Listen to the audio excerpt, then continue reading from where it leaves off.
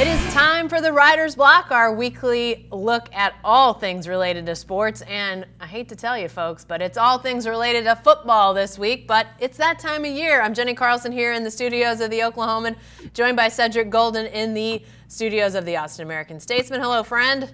What's up, Jay Carr? Well, here we sit in the middle of September, and, I know there's baseball going on. I know there's NBA about ready to start, but it's all football all the time, and I just can't get away from it. Neither can you. And let's start with this, Cedric, because we have between our two markets what could end up being the football game of the day on Saturday in college football, that being Oklahoma State at Texas, primetime matchup down there in Austin. This game, Cedric, this matchup has become really dominated in recent years by Oklahoma State. They've won the last 5 in Austin. They've won 7 of the last 9. What's at the heart of the run here by the Cowboys to really play well against the Longhorns? Well, first and foremost, Jen, the mullet, Mike Gundy, is one of the most consistent winners in all of college football. And while the Texas Longhorns are undergoing a massive reshuffling with Mack Brown leaving, and then the Charlie Strong era was a huge failure, Mike Gundy was still winning in Stillwater. So he kept the trains moving. Mason Rudolph and James Washington and Justice Hill came through here, got some bowl wins.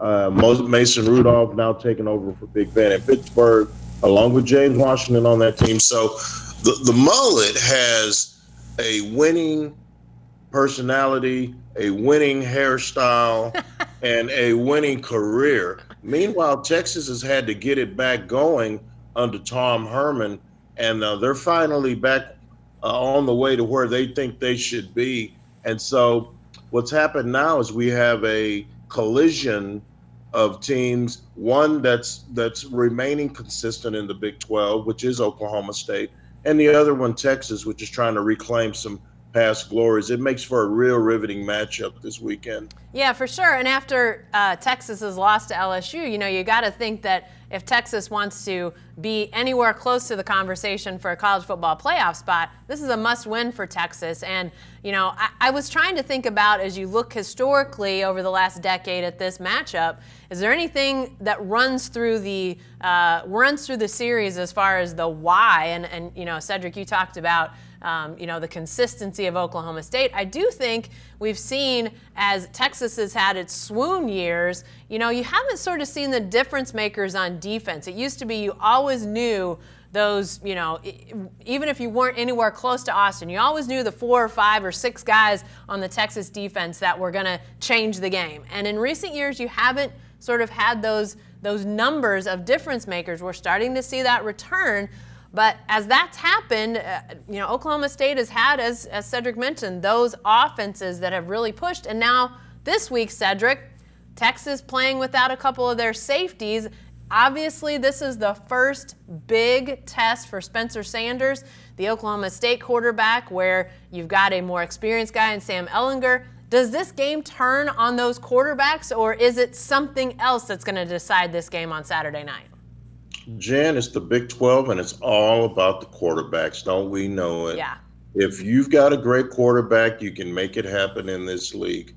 Vince Young, Colt McCoy, Mason Rudolph, Baker Mayfield, Kyler Murray. Those guys move the needle, and defenses have been really tested in this league. What you're seeing a lot of now is they're dropping 8 and rushing 3 because they've just basically decided, why should we rush those extra 2 guys when we know the quarterback's taking a 3-step drop and getting rid of the ball on time? So they don't try to even get sacks hardly anymore. And so what Texas is looking for is the next great defensive player. Where's Earl Thomas? Where's Brian Orakpo? Where's Michael Griffin? Yeah. Where's Derek Johnson? Those guys are hard to come by.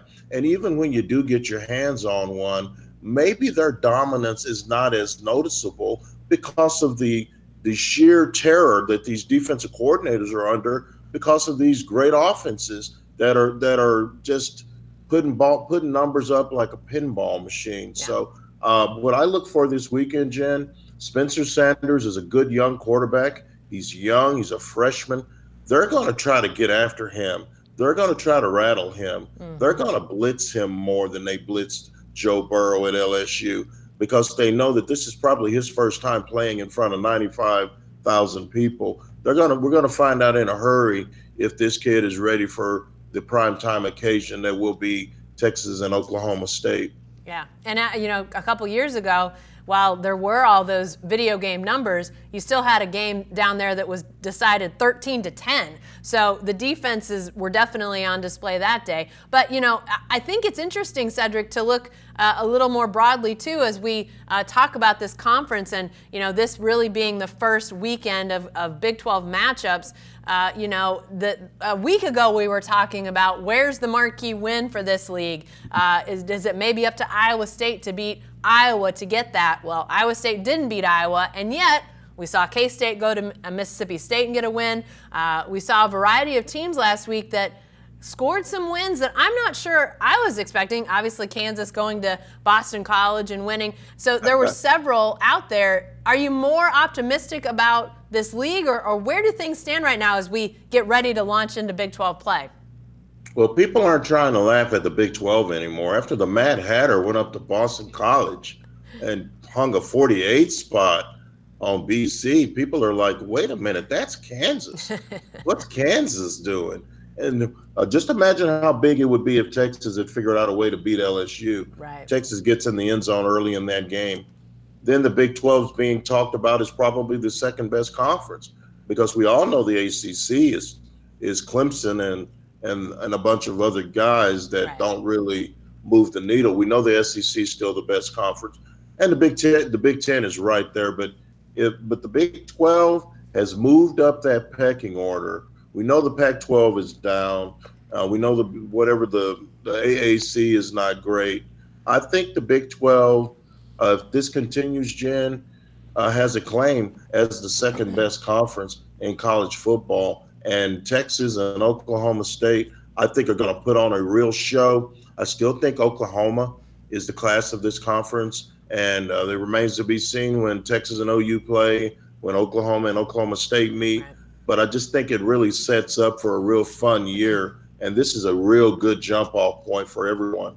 Yeah, for sure. I think it does say that there's maybe a little bit more depth of good teams, maybe not great teams. I think, I agree with you, Seth. I think it is sort of the OU, Texas, maybe Oklahoma State, if they can score this win, they sort of take a running start at being one of the top teams. But, I think it does say, hey, maybe there's upsets out there. Maybe a K-State can beat one of the top teams. Maybe, a Kansas can push somebody. Those trap games, maybe they become more abundant than we saw previously. That's sort of what last week said to me, is that there might be more capable teams in the league. And who knows, maybe that does help to boost the Big 12 when it comes time for those college football playoffs, which seem far away, and yet they'll be here before we know it.